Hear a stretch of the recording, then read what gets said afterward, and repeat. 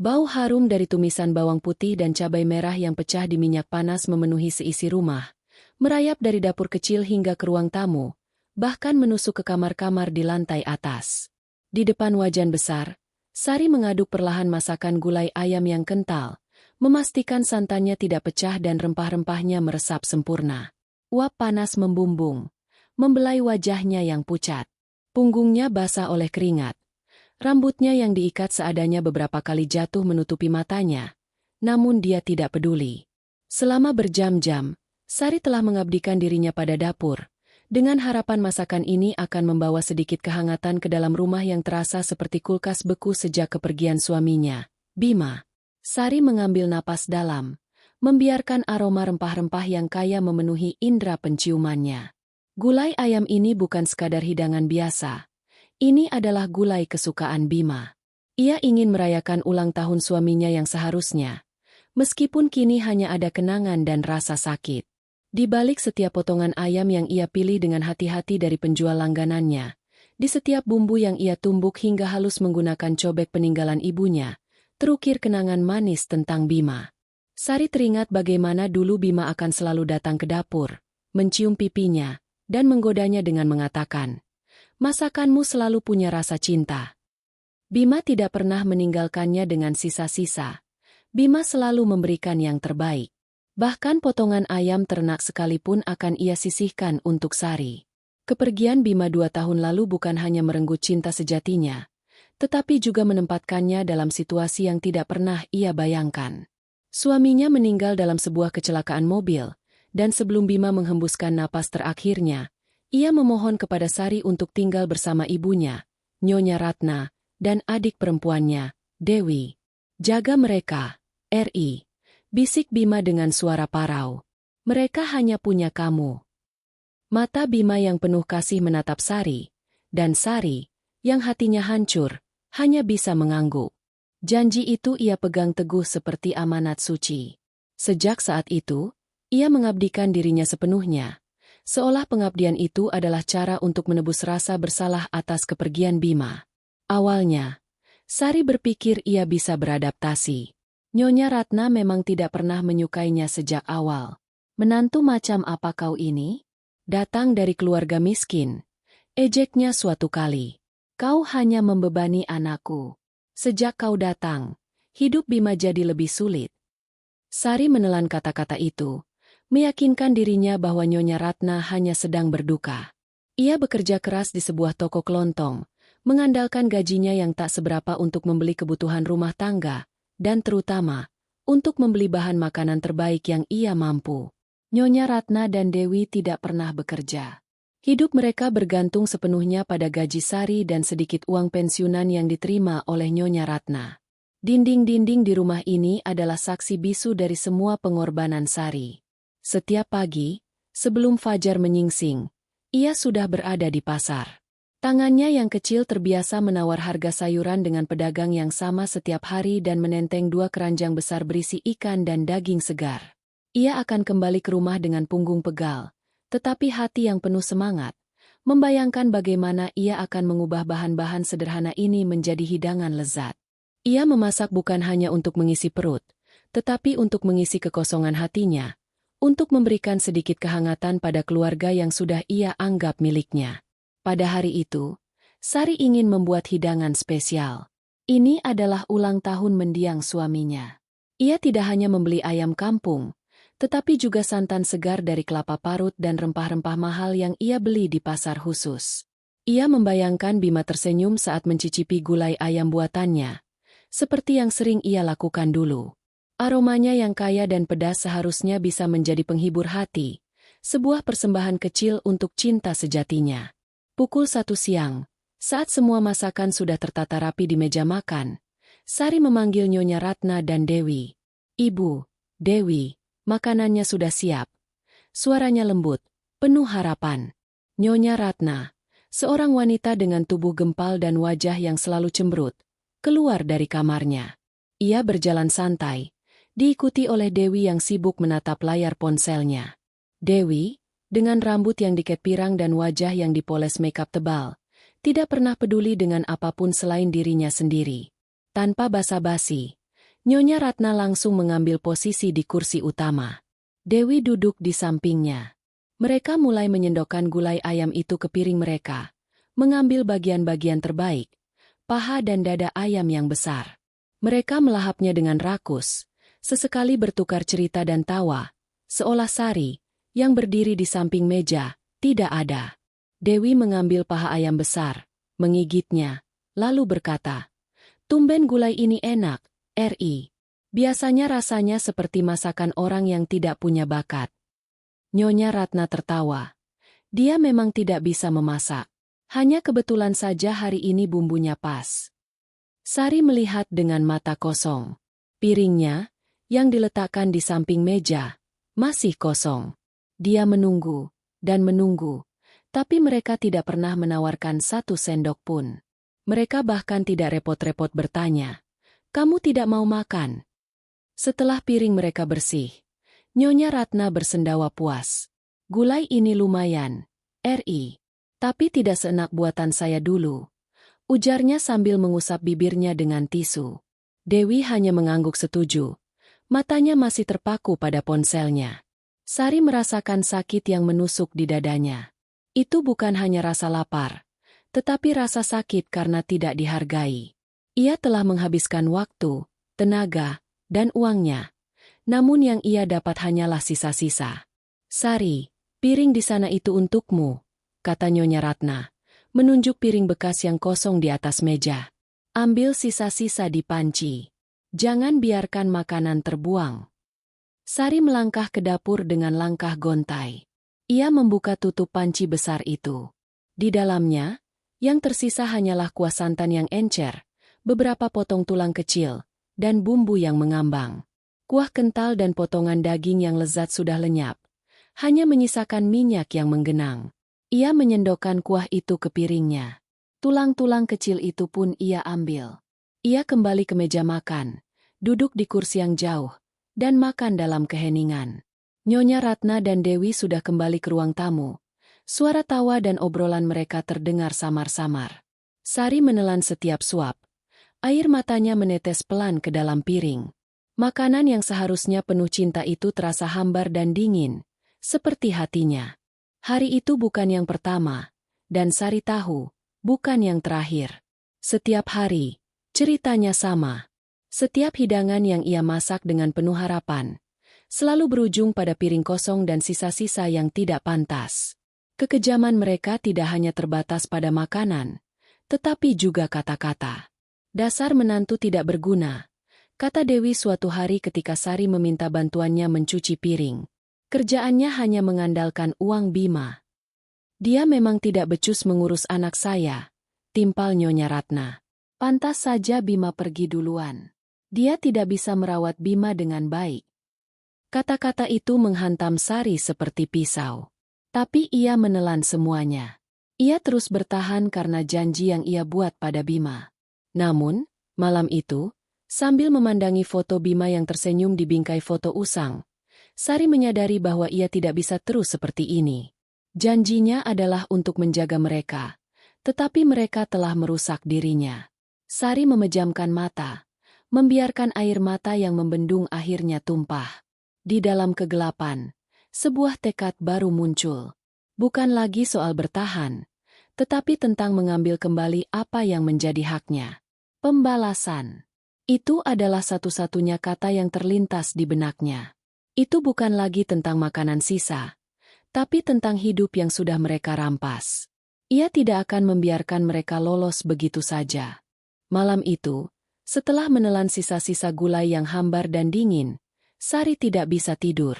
Pikirannya dipenuhi dengan kenangan. Kenangan yang terasa seperti duri yang menusuk hatinya berulang kali. Dia membalikkan badannya ke kanan dan ke kiri di kasur yang terasa keras, mencoba mencari posisi yang nyaman, tetapi pikiran-pikiran itu terus berputar, tak memberi ruang untuk damai. Dia mengingat janji terakhirnya kepada Bima. Janji yang kini terasa seperti rantai besi yang membelenggunya.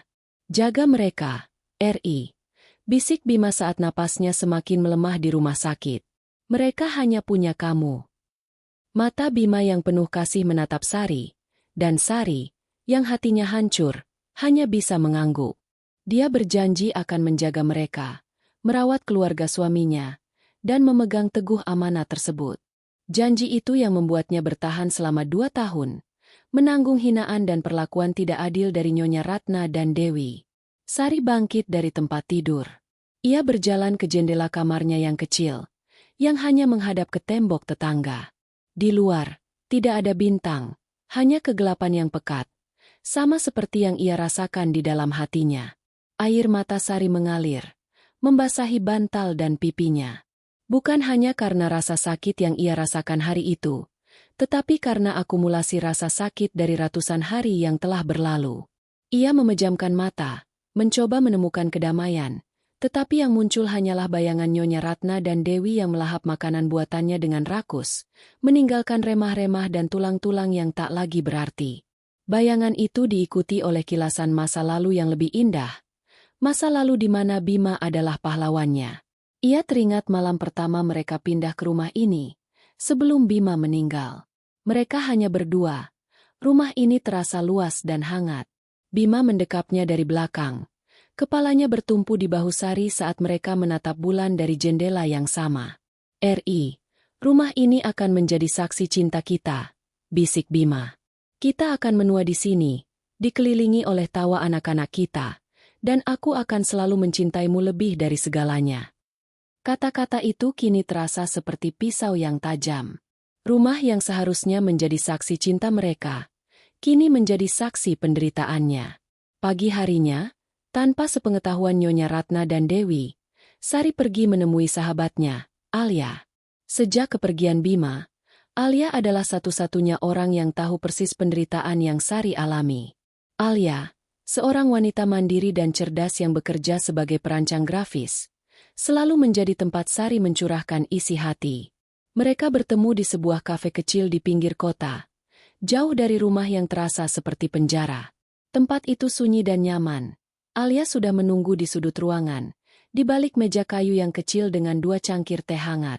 Kamu terlihat lebih kurus, kata Alia, menatap Sari dengan tatapan prihatin.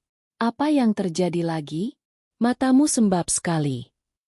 Sari tidak bisa menahan tangisnya. Ia menceritakan tentang ulang tahun Bima dan perlakuan Nyonya Ratna dan Dewi. Dia tidak hanya menceritakan tentang gulai ayam, tetapi juga tentang semua pengorbanan yang tidak pernah dihargai. Ia menceritakan bagaimana ia bekerja keras dari pagi hingga malam, menggunakan seluruh gajinya, bahkan menunda perawatan giginya yang sakit, hanya untuk memastikan ada cukup uang untuk makanan dan tagihan listrik. Aku bahkan tidak pernah membeli baju baru, Al. Semua uangku habis untuk mereka.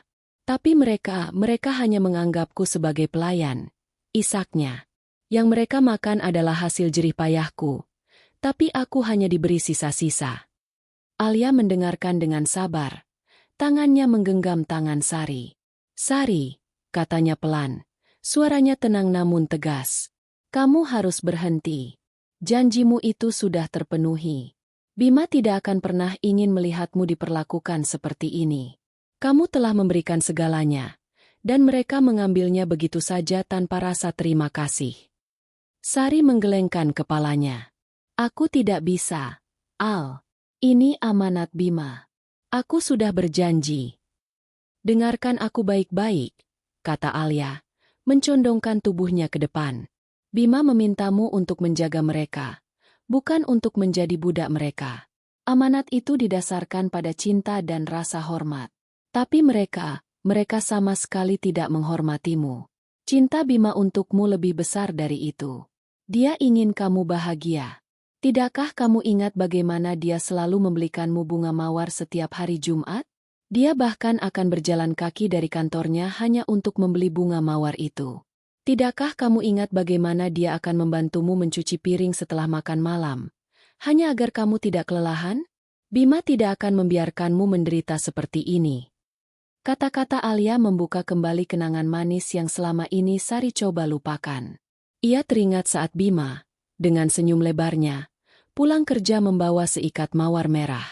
Ini untuk ratuku, katanya, dan Sari merasa dirinya adalah wanita paling beruntung di dunia. Bima selalu memeluknya erat, menanyakan bagaimana harinya, dan memberinya semangat saat ia lelah. Kenangan itu kini terasa begitu nyata, dan Sari merasa seolah Bima sedang menatapnya, memintanya untuk berhenti menyiksa diri. Dulu, Bima adalah segalanya bagiku. Dia adalah duniaku, bisik Sari. Air mata mulai menggenang di matanya. Dan sekarang, aku merasa seperti kehilangan duniaku 2 kali. Sekali saat dia pergi, dan sekali lagi saat aku harus hidup seperti ini. Alia mengusap air mata Sari. Kalau begitu, inilah saatnya kamu membangun duniamu sendiri, Sari. Kamu tidak bisa terus hidup dalam bayang-bayang masa lalu dan menanggung penderitaan yang tidak perlu. Bima pasti menginginkan yang terbaik untukmu. Sari diam. Pikirannya berputar. Ia mengingat kembali hari-hari bahagianya bersama Bima. Bagaimana mereka berdua bermimpi untuk memiliki rumah kecil sendiri, menanam sayuran di kebun belakang, dan hidup tenang. Semua mimpi itu kini terasa begitu jauh. Namun, perkataan Alia membangkitkan sesuatu di dalam dirinya. Sebuah percikan api yang sudah lama padam. Apa yang harus aku lakukan? Tanya Sari, suaranya parau. Alia tersenyum. Kamu harus berhenti menjadi korban. Kamu harus mengambil kembali kendali atas hidupmu. Jangan biarkan mereka menguras habis energimu, uangmu, dan kebahagiaanmu. Kamu harus berani melawan, bukan dengan kekerasan, tapi dengan kecerdasan. Jangan tinggalkan rumah itu dengan tangan kosong. Sari, itu rumah suamimu, yang seharusnya menjadi rumahmu. Jangan biarkan mereka mengambil semuanya. Alia menasihati Sari untuk memikirkan semua hal yang telah ia korbankan. Uang gajinya, waktu luangnya, bahkan harga dirinya. Sari kini menyadari bahwa Nyonya Ratna dan Dewi tidak hanya menyisakan makanan untuknya, tetapi juga menyisakan masalah, kebohongan, dan rasa sakit. Alia menyarankan Sari untuk memikirkan cara lain, cara yang cerdas, untuk mendapatkan kembali apa yang menjadi haknya. Gunakan apa yang kamu punya, Sari. Kecerdasanmu, uangmu yang seharusnya kamu simpan, dan tekadmu. Malam itu, Sari kembali ke rumah dengan hati yang lebih ringan namun pikiran yang penuh rencana. Ia tidak lagi melihat dirinya sebagai korban. Nasihat Alia telah memberinya kekuatan. Sari tidak akan lagi menjadi menantu yang patuh dan pasrah. Ia akan menjadi Sari yang baru, Sari yang kuat, Sari yang berani. Di kamarnya yang sepi, ia memandang bingkai foto Bima. Maafkan aku, Mas, bisiknya. Aku telah mencoba yang terbaik untuk menjaga mereka. Tapi mereka tidak pernah menghargai pengorbananku. Sekarang, aku akan menjaga diriku sendiri. Aku akan membangun kembali hidupku. Aku yakin kamu pasti akan mengerti dan mendukungku. Sari kini melihat janji Bima bukan sebagai beban, tetapi sebagai motivasi. Bima menginginkannya bahagia, dan untuk bahagia, ia harus mengambil tindakan. Momen itu adalah titik balik. Pembalasan yang ia rencanakan bukan lagi sekadar amarah, tetapi sebuah upaya untuk mendapatkan kembali kehormatannya dan kehidupannya yang telah dicuri. Ini adalah permulaan dari sebuah perang dingin yang akan mengubah segalanya. Sari mulai memikirkan langkah-langkahnya, menabung diam-diam, mencari peluang investasi, dan mengambil alih kendali keuangan rumah tangga. Ia akan memulai semuanya dari nol, dari balik punggung mereka, dan saatnya tiba, ia akan mengumumkan kepada mereka bahwa permainan sudah selesai. Sari kembali ke rumah malam itu, tetapi kali ini, langkahnya berbeda. Tidak ada lagi kelelahan yang membebani bahu. Tidak ada lagi rasa putus asa yang memberatkan hati. Di dalam dirinya, ada api kecil yang baru menyala. Api tekad yang membakar semua kepasrahan yang pernah ia rasakan. Kata-kata Alia terus bergema di kepalanya. Kamu harus mengambil kembali kendali atas hidupmu. Sari sadar, ini bukan lagi tentang membalas dendam secara membabi buta, melainkan tentang merebut kembali kehidupannya yang telah dirampas secara perlahan dan sistematis. Ini adalah deklarasi perang dingin yang senyap, dan ia akan menjadi panglima perangnya, bergerak dalam bayangan, tak terlihat, tak terdengar. Rencana Sari dimulai dengan hal yang paling mendasar, keuangan. Selama ini, Nyonya Ratna dan Dewi terbiasa melihat Sari menyerahkan seluruh gajinya di meja makan setiap tanggal gajian. Mereka tidak pernah repot-repot bertanya berapa sisa uang Sari atau apakah dia menabung. Mereka menganggap Sari sebagai ATM berjalan yang tak punya masa depan, tak punya keinginan pribadi. Itu adalah kesalahan fatal mereka. Sari memutuskan untuk menggunakan kelalaian itu sebagai senjata. Ia mulai berbohong tentang gajinya. Sebuah kebohongan yang ia latih di depan cermin hingga terdengar meyakinkan. "Ibu, gajiku bulan ini dipotong karena aku sering datang terlambat," ujar Sari suatu malam. Suaranya terdengar lesu, berusaha meyakinkan Nyonya Ratna. Nyonya Ratna mendengus sinis. "Sudah kubilang, kau tidak becus bekerja. Lihat, bahkan gajimu tidak cukup untuk hidup layak. Kau pikir kami ini bisa makan dari mana?" Dewi hanya mencibir. Matanya tetap terpaku pada layar ponselnya, tak peduli. Mereka tidak tahu bahwa potongan gaji itu sebenarnya adalah alokasi rahasia yang Sari simpan di rekening bank yang baru dibukanya. Sebuah rekening yang tidak pernah mereka ketahui, di bank yang letaknya jauh dari rumah. Setiap bulan, Sari menyisihkan sebagian besar gajinya. Ia memotong semua pengeluaran pribadi yang tidak perlu. Pakaian lamanya yang sudah usang ia jahit kembali. Sepatu kerjanya yang bolong ia lapisi dengan sol karet seadanya. Ia menunda perbaikan giginya yang berlubang, menahan rasa sakit dengan obat pereda nyeri murah. Ia bahkan mengurangi porsi makannya sendiri, meskipun itu berarti perutnya sering kosong. Setiap rupiah yang bisa ia hemat, ia masukkan ke dalam tabungan rahasianya. Itu adalah pengorbanan yang dilakukan dengan senyuman, karena ia tahu, setiap tetes keringat dan setiap rasa lapar adalah investasi untuk kebebasannya. Uang itu tidak hanya diam. Sari tahu, inflasi akan menggerogoti nilainya. Dengan bantuan Alia, ia mulai belajar tentang investasi sederhana. Alia, dengan pengalamannya, menasihati Sari untuk membeli emas batangan kecil dan reksadana pasar uang. Emas adalah investasi yang paling aman, RI. Dan reksadana ini bisa memberimu keuntungan kecil tanpa risiko besar. Ini cara uangmu bekerja untukmu, bukan sebaliknya, jelas Alia. Sari dengan tekun mempelajari grafik dan angka, merasa seolah ia sedang belajar bahasa baru, bahasa kebebasan finansial. Perlahan tapi pasti, uangnya mulai beranak pinang, tumbuh seperti benih yang ditanam di tanah subur.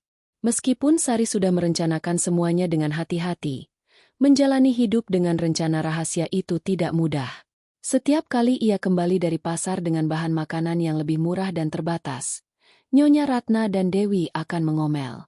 "Kenapa ikan ini kecil sekali? Sari, kamu pikir kami ini kucing?" Nyonya Ratna akan menggerutu. "Dulu Bima tidak pernah membiarkan saya makan makanan murahan seperti ini," tambahnya, selalu menyebut nama Bima untuk menusuk hati Sari. "Pantas saja Bima pergi duluan. Kau bahkan tidak bisa mengurus kami dengan baik." Sari hanya akan menunduk, menahan amarah yang membuncah. Ia akan menjawab dengan suara pelan. "Maaf, Bu, harganya naik." Kepatuhan palsunya membuat Nyonya Ratna dan Dewi merasa lebih berkuasa dan meremehkan. Mereka tidak tahu bahwa di balik senyum pasrah itu, Sari sedang menghitung hari. Ia menghitung setiap kata-kata kejam, setiap suapan makanan sisa, dan menyimpannya sebagai alasan untuk memenangkan permainan ini. Rencana Sari mencapai puncaknya ketika ia mulai mencari properti. Tujuannya adalah membeli sebuah rumah kecil, jauh dari tempat ini, yang bisa ia sebut sebagai miliknya. Ia menghabiskan akhir pekannya dengan alasan, lembur di toko, untuk diam-diam menemui agen properti. Agen itu, seorang pria paruh-baya bernama Pak Rudi, adalah teman Alia. Pak Rudi bersimpati pada cerita Sari dan membantunya mencari rumah yang sesuai dengan anggarannya. Mencari rumah bukanlah perkara mudah. Sari tidak punya banyak uang, dan harga properti terus merangkak naik. Namun, ia tidak menyerah. Ia mengunjungi puluhan rumah, dari yang sempit dan pengap dengan tembok yang mengelupas, hingga yang jauh dari kota dengan jalanan yang becek. Ia membayangkan dirinya di setiap rumah itu, menanam bunga di halaman, memasak di dapur yang terang, dan hidup damai tanpa bayang-bayang masa lalu.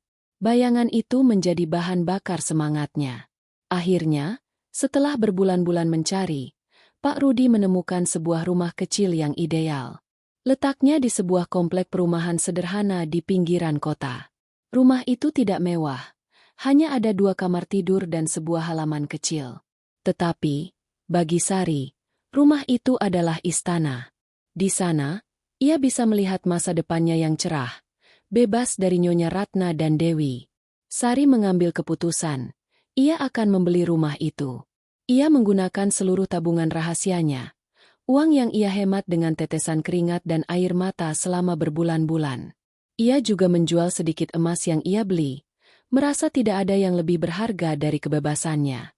Dengan bantuan Pak Rudi, semua dokumen diselesaikan tanpa ada jejak yang mencurigakan. Sari menandatangani surat-surat itu dengan tangan yang gemetar. Air mata kebahagiaan menetes di atas kertas.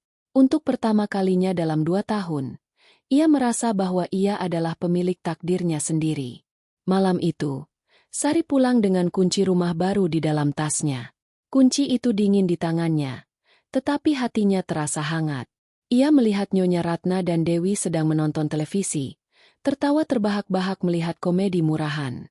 Mereka sama sekali tidak menyadari bahwa di bawah atap yang sama, hidup mereka akan segera berubah. Sari pergi ke kamarnya, mengunci pintu, dan mengeluarkan kunci itu. Ia memegangnya erat-erat, menatapnya, dan tersenyum. Senyum itu bukan senyum kesedihan atau kepasrahan, tetapi senyum seorang pemenang. Ia telah memenangkan pertempuran pertamanya, dan ia tahu akan ada pertempuran lain yang menunggunya. Tapi kali ini, ia siap. Waktu berjalan, dan musim pun berganti. Namun, di dalam rumah itu, perubahan yang paling terasa bukanlah dari luar, melainkan dari dalam dapur. Sejak Sari diam-diam mulai menabung untuk membeli rumahnya sendiri, ia telah mengubah kebiasaan belanjanya secara drastis. Jika sebelumnya ia selalu memilih ikan segar paling besar, daging sapi terbaik, dan sayuran organik, kini ia hanya membeli bahan-bahan yang paling murah. Itu adalah bagian dari rencananya. Sebuah langkah yang disengaja untuk membuat Nyonya Ratna dan Dewi merasakan, meski hanya sedikit, apa yang pernah ia rasakan, kehampaan di perut dan kehinaan di hati. Nyonya Ratna adalah orang pertama yang menyadarinya. Suatu siang, ia duduk di meja makan, menatap piringnya dengan kerutan di dahi. Di atasnya terhidang tumis kangkung yang layu, berwarna kecoklatan alih-alih hijau segar, dan ikan teri yang sangat asin. Sari, panggilnya dengan suara keras. Ada apa dengan makanan ini? Ikan ini kecil dan sangat asin. Rasanya seperti makan garam. Dia menatap ikan teri itu seolah itu adalah seekor serangga yang menjijikan. Baunya juga tidak enak, seperti ikan busuk. Sari, yang sedang mencuci piring di dapur, menoleh dengan wajah pura-pura bingung dan lesu. Maaf, Bu. Harganya naik lagi. Ini yang termurah di pasar. Aku tidak punya pilihan lain. Di dalam hatinya, ia merasa sebuah kepuasan yang dingin. Ia ingat saat Nyonya Ratna memberinya sisa ayam yang hanya menyisakan tulang. Kini, mereka mengeluh hanya karena kualitas makanan menurun. Ini baru permulaan, bisik Sari dalam hati. Kamu tidak bisa memasak dengan benar, Sari, bentak Nyonya Ratna. Dulu, Bima selalu membelikan saya ikan kakap segar. Kamu pikir saya ini kucing, diberi ikan teri. Saya juga tidak bisa membeli kakap, Bu. Jawab Sari dengan suara bergetar yang dibuat-buat. Gaji saya dipotong, dan harga-harga terus naik. Saya sudah berusaha sekuat tenaga. Dewi, yang baru saja keluar dari kamarnya dengan wajah cemberut, ikut berkomentar. Ya ampun, bau apa ini? Kok baunya beda? Dulu makanannya selalu wangi dan menggugah selera. Dia menatap piringnya dengan jijik. Ini MAH bukan makanan manusia. Sari, ini makanan kucing. Dia menusuk-nusuk ikan teri itu dengan garpu seolah itu adalah barang menjijikan yang tidak layak sentuh. Mendengar kata-kata itu, Sari harus menahan diri agar tidak tertawa sinis. Dulu, mereka sering memberinya sisa makanan, bahkan makanan yang sudah basi. Kini, mereka mengeluh hanya karena kualitas makanan menurun. Ini baru permulaan, pikir Sari dalam hati. Ia merasa puas melihat mereka, untuk pertama kalinya, merasakan sedikit dari apa yang ia rasakan selama ini. Hari-hari berikutnya menjadi neraka bagi Nyonya Ratna dan Dewi. Sarapan mereka, yang dulunya terdiri dari nasi uduk dengan telur dadar tebal, kini diganti dengan bubur kacang hijau yang encer dan hambar, dengan aroma jahe yang terlalu kuat. Makan siang mereka, yang biasanya berisi rendang atau opor, kini menjadi tumis tahu tempe yang hambar, dengan bumbu seadanya. Dan makan malam, hidangan favorit mereka, kini hanyalah sayur bayam yang layu dengan lauk ikan asin yang sama. Daging sudah menjadi barang langka di rumah itu. "Apa kau sengaja membuat kami kelaparan, Sari?" bentak Dewi suatu malam. Perutnya sudah keroncongan, dan dia tidak bisa lagi menahan amarahnya. "Masakanmu makin hari makin tidak layak makan. Apa kau punya dendam pada kami?" Sari menatap Dewi dengan tatapan kosong. Ia menikmati kepanikan di mata Dewi. "Aku sudah bilang, Dewi, gajiku kecil. Aku tidak punya uang untuk membeli daging mahal.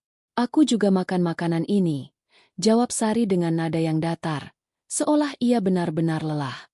"Bohong!" teriak Dewi. Ia bangkit dari kursinya, berjalan mendekat ke arah Sari, dan menudingnya. "Kau pasti menyembunyikan uangmu, kan? Kau ingin membalas dendam pada kami karena kami tidak menyukaimu." Sari hanya diam. Ia tahu, Dewi sudah mulai curiga. Tetapi Sari tidak gentar. Ia telah mempersiapkan diri untuk momen ini. "Jika kau tidak percaya, kau bisa periksa sendiri rekeningku," tantang Sari, meskipun ia tahu mereka tidak akan pernah melakukannya. "Kau juga bisa bekerja dan membeli makanan yang lebih baik." Kata-kata Sari seperti sambaran petir. Nyonya Ratna dan Dewi tidak pernah bekerja seumur hidup mereka. Nyonya Ratna sudah terbiasa hidup dari uang pensiunan suaminya dan Bima. Sementara Dewi, ia terlalu sombong dan malas untuk mencari pekerjaan, menganggap pekerjaan adalah hal yang rendah. Mereka hanya bisa mengandalkan Sari, dan kini Sari telah mengeringkan sumber daya mereka.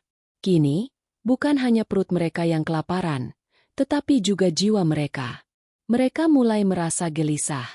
Mereka mencoba mencari pinjaman dari teman-teman mereka. Tetapi semua orang tahu kebiasaan boros mereka. Tidak ada yang mau meminjamkan uang kepada mereka. Mereka juga mencoba mencari pekerjaan. Tetapi tidak ada yang mau mempekerjakan orang tanpa pengalaman kerja dan attitude yang buruk. Suasana di rumah semakin mencekam. Tawa Nyonya Ratna dan Dewi sudah tidak terdengar lagi. Mereka sering bertengkar satu sama lain, menyalahkan satu sama lain atas kemalangan mereka. "Ini semua salahmu, Dewi. Kalau saja kau mau bekerja, kita tidak akan seperti ini," kata Nyonya Ratna, menampar wajah Dewi. "Salahmu. Kau yang selalu memanjakanku dan tidak pernah mengajariku apa-apa," balas Dewi, mendorong Nyonya Ratna hingga terjatuh. Sari, di sisi lain, merasa sangat damai. Ia kini menikmati setiap suap makanan yang ia siapkan sendiri. Ia makan dengan tenang, jauh dari meja makan yang penuh dengan amarah dan kebencian. Ia tahu, mereka tidak akan pernah bisa mengerti penderitaannya. Mereka hanya tahu mengambil, tanpa pernah memberi. Dan kini, ia akan mengambil kembali apa yang menjadi haknya. Puncak dari semua ini terjadi suatu pagi. Nyonya Ratna, yang merasa sudah tidak tahan lagi, mendobrak pintu kamar Sari. Wajahnya pucat, matanya bengkak. "Sari, aku sudah tidak tahan lagi. Berikan uangmu. Bawa aku ke dokter. Aku tidak bisa makan makanan murahan seperti ini." Sari menatap Nyonya Ratna dengan mata dingin. Ini adalah saat yang ia tunggu-tunggu. "Ibu," kata Sari, "aku sudah tidak punya uang lagi. Semua uang yang aku punya sudah aku gunakan untuk kebaikan kita semua." Nyonya Ratna dan Dewi saling bertatapan, bingung. Apa yang dimaksud Sari? Mereka tidak tahu bahwa kebaikan untuk kita semua itu adalah sebuah pernyataan yang penuh makna, sebuah pernyataan yang akan menjadi penentu nasib mereka di bab-bab selanjutnya.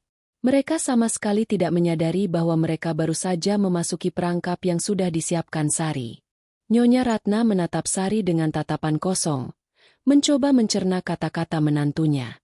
"Untuk kebaikan kita semua?" ulangnya, suaranya dipenuhi kebingungan. Kerutan di dahinya semakin dalam, seperti alur di tanah kering. Apa maksudmu? Apa yang kau lakukan dengan uang itu? Nyonya Ratna memindai seisi kamar yang sempit dan sederhana itu, mencari tanda-tanda kebohongan, tetapi ia hanya menemukan tumpukan buku-buku lama di sudut dan pakaian yang dilipat rapi. Di sampingnya, Dewi yang mendengar percakapan itu dari ruang tamu, melangkah maju dengan wajah pucat. Firasat buruk mulai merayap di hatinya. Mereka berdua terbiasa mengendalikan Sari, dan kali ini, ada sesuatu dalam nada suara Sari yang membuat mereka merasa tidak nyaman, sebuah ketenangan yang dingin dan penuh keyakinan yang belum pernah mereka dengar sebelumnya. Sari menarik napas dalam, merasakan jantungnya berdebar kencang, tetapi bukan karena ketakutan. Itu adalah debaran kegembiraan dan antisipasi. Ini adalah saat yang ia tunggu-tunggu, puncaknya dari semua penderitaan dan pengorbanan yang telah ia jalani. "Ya, Bu. Aku sudah menggunakan semua uangku," jawabnya pelan. Setiap kata terasa seperti tetesan es yang jatuh di atas api yang membakar jiwa Nyonya Ratna. "Aku sudah menggunakannya untuk membeli rumah." Keheningan yang mencekam memenuhi ruangan. Nyonya Ratna dan Dewi saling bertukar pandang, lalu serempak tertawa. Tawa yang terdengar sinis dan penuh penghinaan, bergema di seluruh rumah. "Rumah? Kau? Dengan uang gajimu yang tak seberapa itu?" Ejek Nyonya Ratna. Tangannya bertolak pinggang, ekspresinya penuh ejekan. "Membeli rumah butuh ratusan juta, bahkan miliaran. Kau pikir kau siapa? Ratu Lebah? Mungkin kau membeli rumah-rumahan dari mainan anak-anak." Dewi tertawa terbahak-bahak. Tangannya memegangi perutnya. "Ya ampun, Sari, kau pikir kami bodoh?" Sari tidak gentar. Senyum tipis yang tak bisa mereka pahami muncul di bibirnya. Ia berjalan ke meja di sudut kamar, mengambil tas kerjanya, dan mengeluarkan sebuah amplop coklat yang tebal. Ia meletakkannya di antara mereka berdua. "Aku tidak bercanda, Bu." Dari dalam amplop itu, ia mengeluarkan sebuah kunci rumah baru yang mengkilat dan beberapa lembar dokumen resmi yang distempel dan ditandatangani. "Ini kunci rumahku. Dan ini adalah sertifikat tanah dan akta jual belinya. Semuanya atas namaku." Tawa Nyonya Ratna dan Dewi seketika lenyap, seperti api yang padam oleh hujan deras. Ekspresi mereka berubah dari ejekan menjadi ketakutan yang murni, seolah-olah mereka baru saja melihat malaikat maut. Nyonya Ratna mengulurkan tangan dengan gemetar, tetapi Dewi lebih cepat. Ia meraih kunci itu dengan tangan yang tak terkendali. Matanya menelusuri detail ukiran di sana. Itu bukan kunci tiruan. Nyonya Ratna mengambil dokumen dari tangan Sari dan membaca setiap baris dengan mata terbelalak. Wajahnya yang tadinya memerah karena amarah, kini memutih dan kaku. "Tidak mungkin," bisik Nyonya Ratna. Suaranya serak dan tak berdaya. Ia menjatuhkan dokumen-dokumen itu seolah-olah kertas-kertas itu tiba-tiba menjadi sangat panas. "Ini pasti penipuan. Sari, kau ditipu. Uangmu hilang." "Tidak ada yang menipu saya, Bu," jawab Sari dengan tenang, mengambil dokumen yang jatuh itu kembali. "Semua ini sah di mata hukum." Sari menunjuk pada stempel resmi di sudut kertas. "Selama 2 tahun ini, aku menabung. Setiap sen yang seharusnya aku gunakan untuk diriku, aku simpan. Aku membeli makanan murah untuk kalian. Aku membohongi kalian tentang gajiku. Aku menahan rasa sakit gigiku yang berlubang. Semua itu untuk satu tujuan, kebebasanku. Aku sudah muak." Air mata Nyonya Ratna mulai mengalir. Tetapi itu bukan air mata kesedihan. Itu adalah air mata kemarahan yang membara dan kepanikan. Kau pembohong. Kau menipu kami. Kau berani-beraninya," bentaknya, melemparkan dokumen itu ke lantai. "Kau harusnya menyerahkan semua uangmu padaku. Ini rumah Bima. Kau menantuku. Kau harusnya melayani kami. Kami adalah keluargamu." Sari menatapnya tanpa ekspresi. "Aku menantu Bima, bukan budak kalian. Bima memintaku untuk menjaga kalian, bukan untuk menjadi pelayan kalian. Kalian sudah menguras habis diriku, uangku, dan harga diriku. Kalian mengambil semua yang kalian inginkan dan memberiku sisa-sisa. Aku sudah menanggungnya selama 2 tahun. Sekarang giliran kalian. Dewi, yang tadinya diam, kini histeris. Ia tidak bisa lagi menahan amarah dan ketakutan yang menguasainya. Kau tidak bisa pergi. Kau yang membayar semua tagihan. Kau yang memasak. Kalau kau pergi, kami akan mati kelaparan. Rumah ini akan disita. Itu konsekuensi dari pilihan kalian, jawab Sari dengan nada datar. Suaranya begitu dingin hingga membuat Nyonya Ratna dan Dewi merinding. Kalian punya 2 pilihan. Pertama, kalian bisa mulai bekerja, mencari uang, dan hidup mandiri. Atau, kedua, kalian bisa hidup dari sisa-sisa pensiunan dan sisa-sisa uang Bima yang masih ada, sampai kalian menyadarinya. Aku tidak peduli. Sari membungkuk, mengambil kembali dokumen dan kunci dari lantai dengan penuh martabat, lalu memasukkannya ke dalam tas. Aku akan pindah lusa. Kau tidak bisa melakukan ini, teriak Nyonya Ratna. Tangannya mencengkeram lengan Sari. Aku akan memanggil polisi. Kau mencuri uang Bima. Aku akan menyuruh polisi menangkapmu. Sari melepaskan cengkeraman Nyonya Ratna dengan tegas. Uang yang aku gunakan adalah gajiku, bantah Sari. Bukan uang Bima. Dan selama 2 tahun, kalian sudah hidup dari uangku. Jadi, siapa yang sebenarnya mencuri di sini? Aku sudah memenuhi amanat Bima. Aku menjaga kalian selama 2 tahun. Sekarang, aku akan menjaga diriku sendiri. Dengan itu, Sari berjalan keluar dari kamarnya, meninggalkan Nyonya Ratna dan Dewi yang terdiam dalam kemarahan dan ketakutan yang tak terhingga. Mereka kini menyadari bahwa kebaikan untuk kita semua, itu adalah sebuah pernyataan yang penuh makna, sebuah pernyataan yang telah menjadi penentu nasib mereka. Sari akan memulai hidup baru, sementara mereka akan ditinggalkan dengan kehampaan, di rumah yang tidak lagi memiliki sumber daya. Pintu rumah Sari yang baru akan segera terbuka, sementara pintu kebebasan mereka baru saja tertutup, terkunci rapat. Sari tidak pernah merasa sebahagia ini. Lusa, ia pergi dari rumah itu tanpa menoleh ke belakang, membawa semua barangnya yang tidak seberapa. Sebuah tas punggung usang berisi pakaian, beberapa buku, dan sebuah pot tanaman kecil yang ia selamatkan dari halaman belakang. Ia meninggalkan Nyonya Ratna dan Dewi yang hanya bisa melihat kepergiannya dari ambang pintu. Air mata marah dan ketakutan mengalir di wajah mereka. Mereka mencoba menghentikannya, mengancam, memohon, dan bahkan mencoba menyuapnya dengan janji-janji palsu. Namun, Sari tidak goyah.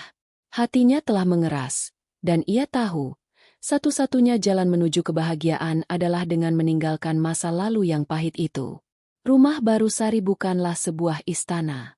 Itu adalah rumah sederhana di pinggir kota, jauh dari kebisingan dan keramaian. Namun, bagi Sari, rumah itu terasa seperti surga. Dindingnya berwarna putih bersih, halamannya kecil, dan ada sebuah jendela besar yang menghadap ke kebun. Di sana, ia bisa duduk tenang, membaca buku yang sudah lama ia simpan, dan menanam bunga-bunga mawar dan melati kesukaannya. Ia tidak lagi harus bangun pagi untuk menyiapkan sarapan untuk Nyonya Ratna dan Dewi. Ia tidak lagi harus mencuci piring atau membersihkan rumah. Ia bebas. Pagi-paginya kini diisi dengan kicauan burung, bukan teriakan. Sorenya ia habiskan dengan merawat tanaman, bukan membersihkan debu. Hidupnya, yang dulu terasa seperti penjara, kini penuh dengan cahaya dan udara segar. Di sisi lain, di rumah yang dulunya ramai, kini sepi. Nyonya Ratna dan Dewi terpaksa harus menghadapi kenyataan pahit. Mereka tidak bisa memasak. Percobaan pertama mereka menghasilkan bubur yang gosong dan nasi yang keras. Mereka tidak tahu cara menggunakan uang dengan benar. Tagihan listrik, air, dan internet mulai menumpuk. Pakaian kotor mereka menumpuk di keranjang, dan debu menutupi setiap sudut rumah. Hidup mereka yang tadinya nyaman, kini menjadi mimpi buruk. Nyonya Ratna mencoba meminta uang pensiunan suaminya yang masih tersisa, tetapi uang itu dengan cepat habis. Dewi mencoba mencari pekerjaan, tetapi tidak ada yang mau mempekerjakan dia. Akhirnya, mereka terpaksa menjual perhiasan dan barang-barang berharga mereka satu persatu. Mula-mula, Nyonya Ratna menjual cincin warisan suaminya, lalu gelang emasnya, dan akhirnya anting-anting berliannya. Dewi menjual tas-tas mewah, sepatu-sepatu mahal, dan pakaian-pakaiannya. Tetapi itu tidak berlangsung lama. Uang hasil penjualan itu mereka gunakan untuk membeli makanan mahal yang tak seberapa, dan sisanya habis untuk membayar utang. Mereka terus-menerus bertengkar, saling menyalahkan atas kemalangan mereka. Ini semua salahmu, Dewi. Kalau saja kau tidak boros, kita tidak akan begini, kata Nyonya Ratna sambil melemparkan bantal ke arah Dewi. Salahmu. Kau yang selalu memanjakanku dan tidak pernah mengajariku apa-apa, balas Dewi, mendorong Nyonya Ratna hingga terjatuh. Suatu hari, mereka mencoba mencari Sari. Mereka pergi ke rumah Sari, berharap ia akan kasihan dan kembali. Mereka mengetuk pintu, memanggil-manggil namanya. Namun, Sari tidak mau menemui mereka. Ia tahu, jika ia kembali, ia hanya akan kembali ke neraka. Ia sudah terlalu lama menderita. Ia sudah terlalu lama menjadi budak mereka. Beberapa minggu kemudian, sebuah surat pemberitahuan datang ke rumah mereka. Rumah itu akan disita. Nyonya Ratna dan Dewi panik. Mereka memohon, meminta belas kasihan, tetapi tidak ada yang bisa mereka lakukan. Mereka telah kehilangan segalanya. Pada hari penyitaan, Nyonya Ratna dan Dewi hanya bisa duduk di pinggir jalan, menyaksikan rumah mereka diambil. Mereka kini tidak punya apa-apa, tidak punya siapa-siapa. Mereka ditinggalkan sendirian. Dan pada saat itu, mereka akhirnya menyadari betapa bodohnya mereka. Mereka telah kehilangan Sari, satu-satunya orang yang benar-benar peduli pada mereka. Mereka telah kehilangan satu-satunya sumber daya yang mereka miliki. Di sisi lain, Sari duduk di kebunnya yang indah, menikmati secangkir teh hangat. Ia mendengar kabar tentang nasib Nyonya Ratna dan Dewi. Hatinya tidak merasa senang, tetapi ia juga tidak merasa sedih. Ia merasa damai. Ia akhirnya bebas. Dan ia tahu, ia telah melakukan hal yang benar. Ia telah mengambil kembali hidupnya. Di jalanan yang ramai, di bawah terik matahari yang menyengat, Nyonya Ratna dan Dewi duduk di trotoar yang panas, di samping beberapa koper usang yang berisi sisa-sisa kehidupan mereka yang dulu. Aroma knalpot, debu jalanan, dan sampah yang membusuk menusuk hidung mereka sangat kontras dengan aroma masakan segar yang dulu selalu mengisi rumah mereka. Rumah yang dulu mereka anggap sebagai singgasana kini telah disita. Sebuah kenangan pahit dari kemewahan yang mereka hancurkan dengan tangan mereka sendiri. Wajah Nyonya Ratna yang tadinya angkuh, kini dipenuhi dengan kelelahan dan keputusasaan yang dalam, dengan kerutan di wajah yang mencerminkan beban bertahun-tahun yang ia tolak untuk ditanggung. Dewi, yang biasanya sombong dan manja, kini hanya bisa menunduk, menangis dalam diam. Tangannya mencengkeram erat tas mahal yang kini sudah lusuh dan robek, satu-satunya pengingat dari masa lalu yang ia sesali. Hidup di jalanan jauh lebih sulit dari yang mereka bayangkan. Setiap malam adalah perjuangan untuk mencari tempat tidur yang aman, bersembunyi di balik toko-toko yang sudah tutup atau di bawah jembatan, menghindari pandangan orang-orang yang jijik. Dan setiap hari adalah perjuangan untuk mencari makanan, mengemis dari satu warung ke warung lain, menerima sisa-sisa yang diberikan dengan enggan. Mereka harus menghadapi cemoohan orang-orang yang mengenali mereka, dan pandangan kasihan yang membuat mereka merasa semakin kecil dan tak berdaya. Harga diri mereka, yang dulu sangat tinggi, kini hancur menjadi debu. Ini semua salahmu, Dewi, bisik Nyonya Ratna suatu malam, saat mereka meringkuk di bawah tenda toko yang tertutup, kedinginan. Kalau saja kau mau bekerja, kita tidak akan begini. Kita akan tetap menjadi orang kaya. Salahmu, balas Dewi, suaranya serak dan putus asa. Kau yang selalu memanjakanku. Kau yang tidak pernah mengajariku apa-apa. Kau yang membuatku jadi seperti ini. Kenapa kau tidak pernah mengajarku memasak atau mengurus rumah? Kenapa kau tidak pernah mengajarku bagaimana menjadi manusia yang berguna? Sementara itu, Sari menjalani hari-harinya dengan damai.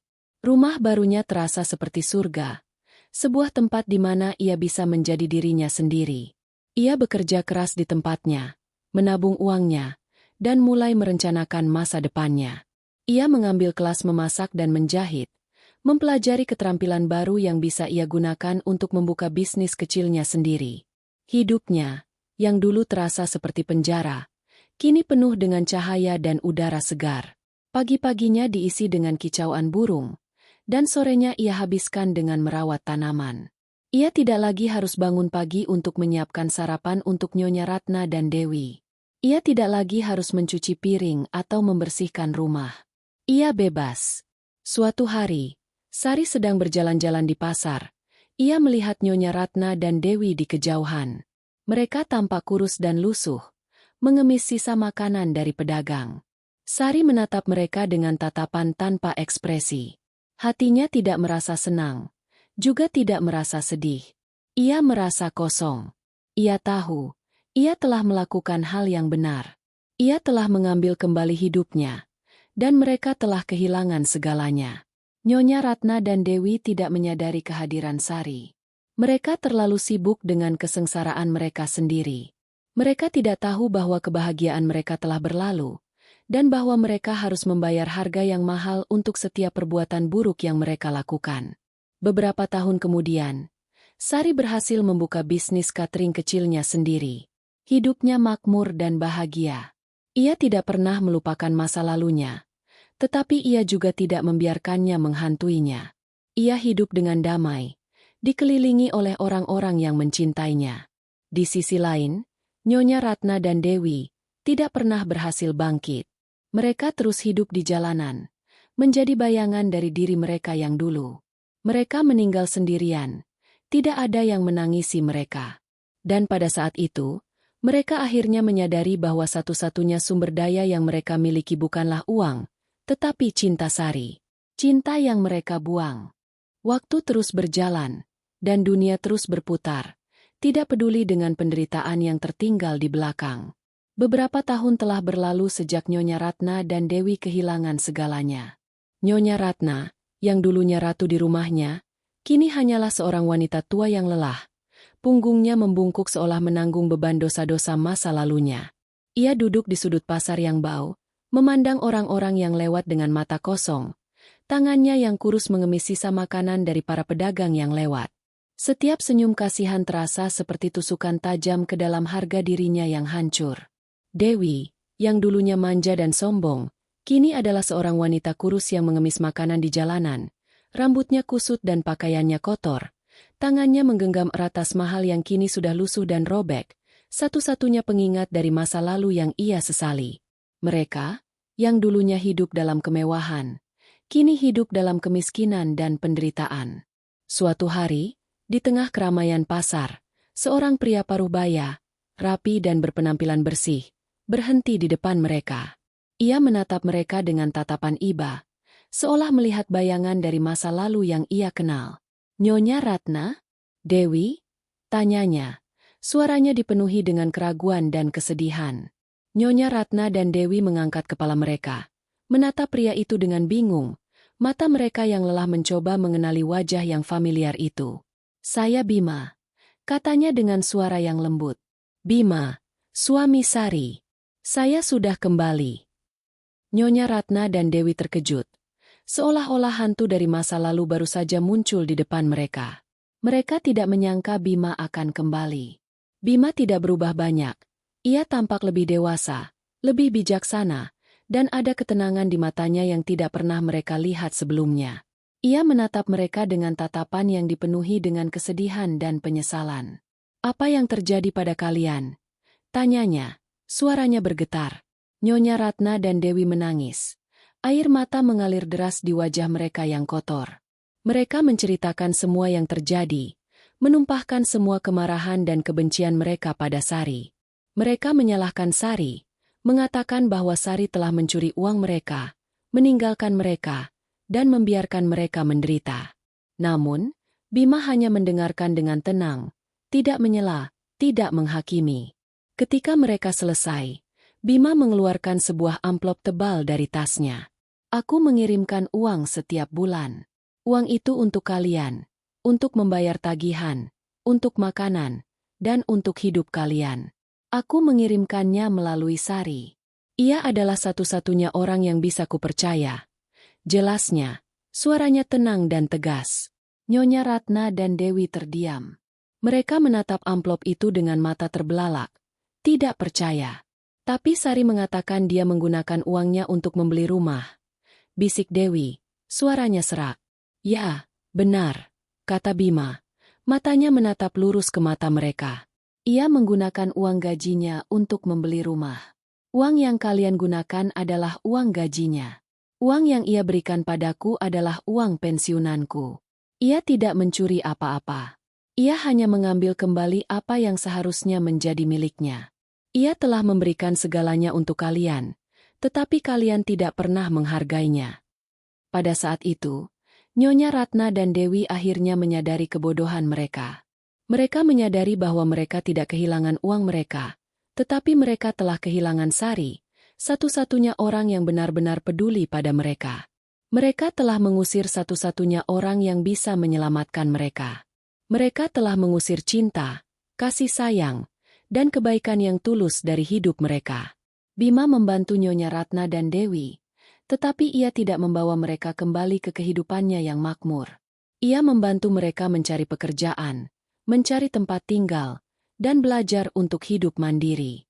Ia membantu mereka karena ia adalah pria yang baik, tetapi ia tidak akan membiarkan mereka menguras habis dirinya lagi. Beberapa tahun kemudian, Nyonya Ratna dan Dewi berhasil bangkit. Mereka bekerja keras, hidup sederhana, dan akhirnya menemukan kedamaian. Mereka tidak lagi iri pada orang lain, tidak lagi serakah.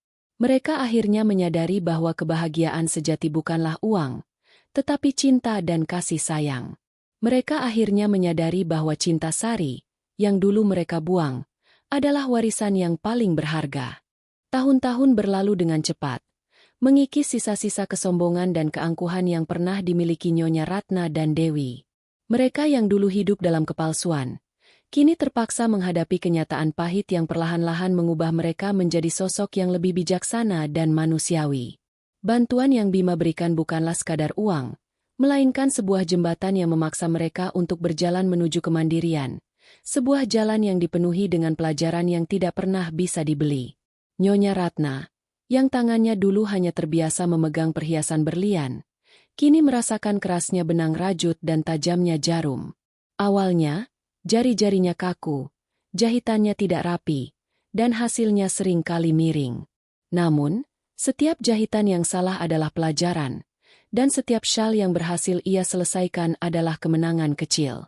Ia menjual syal-syal buatannya di pinggir jalan, belajar tersenyum tulus pada setiap pembeli dan bersyukur atas uang receh yang didapat, menyadari bahwa nilai sejati bukanlah pada harga, melainkan pada kerja keras.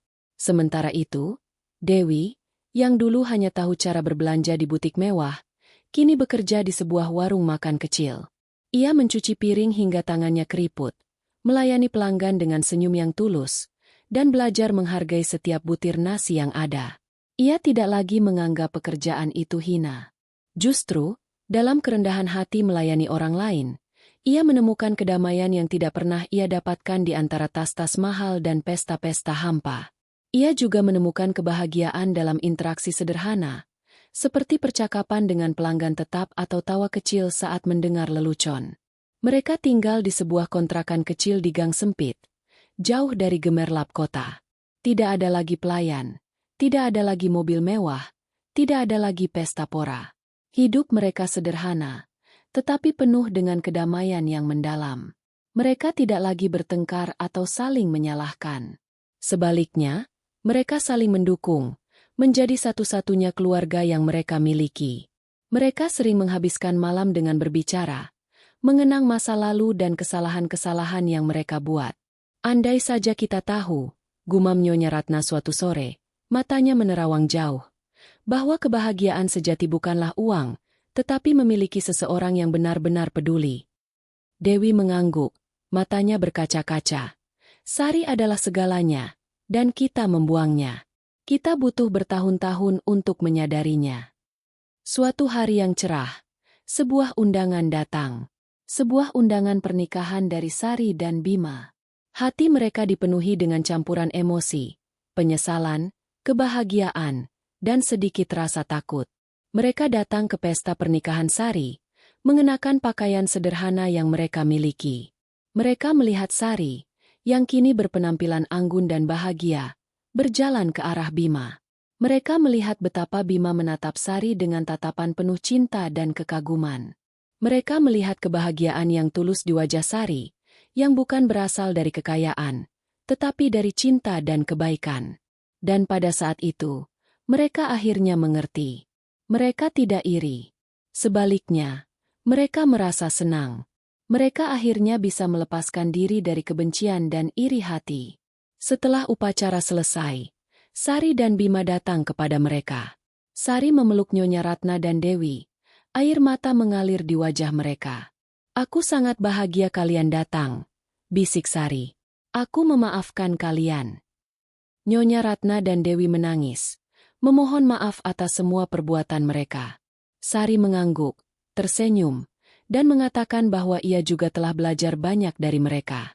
"Aku belajar untuk menjadi kuat, mandiri, dan untuk tidak pernah menyerah," katanya. Tahun-tahun berikutnya, Nyonya Ratna dan Dewi terus bekerja keras. Mereka membuka bisnis kecil mereka sendiri, sebuah toko kerajinan tangan bernama Sari Touch. Sebuah nama yang mereka pilih untuk menghormati Sari. Mereka menjalani sisa hidup mereka dengan damai, selalu mengingat Sari, Bima, dan pelajaran yang mereka dapatkan. Mereka akhirnya menyadari bahwa kebahagiaan sejati bukanlah uang, tetapi cinta dan kasih sayang. Mereka akhirnya menyadari bahwa cinta Sari, yang dulu mereka buang, adalah warisan yang paling berharga, jauh lebih berharga daripada semua kekayaan yang pernah mereka miliki. Waktu terus berjalan, dan dunia terus berputar, tidak peduli dengan penderitaan yang tertinggal di belakang. Beberapa tahun telah berlalu sejak Nyonya Ratna dan Dewi kehilangan segalanya. Nyonya Ratna, yang dulunya ratu di rumahnya, kini hanyalah seorang wanita tua yang lelah. Punggungnya membungkuk seolah menanggung beban dosa-dosa masa lalunya. Ia duduk di sudut pasar yang bau, memandang orang-orang yang lewat dengan mata kosong. Tangannya yang kurus mengemis sisa makanan dari para pedagang yang lewat. Setiap senyum kasihan terasa seperti tusukan tajam ke dalam harga dirinya yang hancur. Dewi, yang dulunya manja dan sombong, kini adalah seorang wanita kurus yang mengemis makanan di jalanan. Rambutnya kusut dan pakaiannya kotor. Tangannya menggenggam erat tas mahal yang kini sudah lusuh dan robek, satu-satunya pengingat dari masa lalu yang ia sesali. Mereka, yang dulunya hidup dalam kemewahan, kini hidup dalam kemiskinan dan penderitaan. Suatu hari, di tengah keramaian pasar, seorang pria parubaya, rapi dan berpenampilan bersih, berhenti di depan mereka. Ia menatap mereka dengan tatapan iba, seolah melihat bayangan dari masa lalu yang ia kenal. "Nyonya Ratna? Dewi?" tanyanya. Suaranya dipenuhi dengan keraguan dan kesedihan. Nyonya Ratna dan Dewi mengangkat kepala mereka, menatap pria itu dengan bingung. Mata mereka yang lelah mencoba mengenali wajah yang familiar itu. "Saya Bima," katanya dengan suara yang lembut. "Bima, suami Sari. Saya sudah kembali." Nyonya Ratna dan Dewi terkejut. Seolah-olah hantu dari masa lalu baru saja muncul di depan mereka. Mereka tidak menyangka Bima akan kembali. Bima tidak berubah banyak. Ia tampak lebih dewasa, lebih bijaksana, dan ada ketenangan di matanya yang tidak pernah mereka lihat sebelumnya.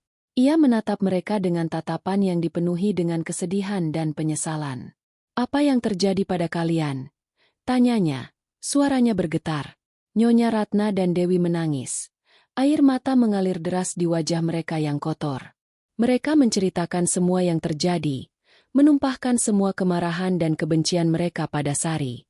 Mereka menyalahkan Sari, mengatakan bahwa Sari telah mencuri uang mereka, meninggalkan mereka, dan membiarkan mereka menderita.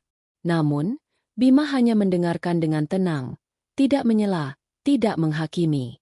Ketika mereka selesai, Bima mengeluarkan sebuah amplop tebal dari tasnya. "Aku mengirimkan uang setiap bulan. Uang itu untuk kalian, untuk membayar tagihan, untuk makanan, dan untuk hidup kalian. Aku mengirimkannya melalui Sari. Ia adalah satu-satunya orang yang bisa kupercaya." Jelasnya, suaranya tenang dan tegas. Nyonya Ratna dan Dewi terdiam. Mereka menatap amplop itu dengan mata terbelalak, tidak percaya. Tapi Sari mengatakan dia menggunakan uangnya untuk membeli rumah. Bisik Dewi, suaranya serak. Ya, benar, kata Bima. Matanya menatap lurus ke mata mereka. Ia menggunakan uang gajinya untuk membeli rumah. Uang yang kalian gunakan adalah uang gajinya. Uang yang ia berikan padaku adalah uang pensiunanku. Ia tidak mencuri apa-apa. Ia hanya mengambil kembali apa yang seharusnya menjadi miliknya. Ia telah memberikan segalanya untuk kalian, tetapi kalian tidak pernah menghargainya. Pada saat itu, Nyonya Ratna dan Dewi akhirnya menyadari kebodohan mereka. Mereka menyadari bahwa mereka tidak kehilangan uang mereka, tetapi mereka telah kehilangan Sari, satu-satunya orang yang benar-benar peduli pada mereka. Mereka telah mengusir satu-satunya orang yang bisa menyelamatkan mereka. Mereka telah mengusir cinta, kasih sayang, dan kebaikan yang tulus dari hidup mereka. Bima membantu Nyonya Ratna dan Dewi, tetapi ia tidak membawa mereka kembali ke kehidupannya yang makmur. Ia membantu mereka mencari pekerjaan, mencari tempat tinggal, dan belajar untuk hidup mandiri. Ia membantu mereka karena ia adalah pria yang baik, tetapi ia tidak akan membiarkan mereka menguras habis dirinya lagi. Beberapa tahun kemudian, Nyonya Ratna dan Dewi berhasil bangkit. Mereka bekerja keras, hidup sederhana, dan akhirnya menemukan kedamaian. Mereka tidak lagi iri pada orang lain, tidak lagi serakah. Mereka akhirnya menyadari bahwa kebahagiaan sejati bukanlah uang, tetapi cinta dan kasih sayang. Mereka akhirnya menyadari bahwa cinta Sari, yang dulu mereka buang, adalah warisan yang paling berharga.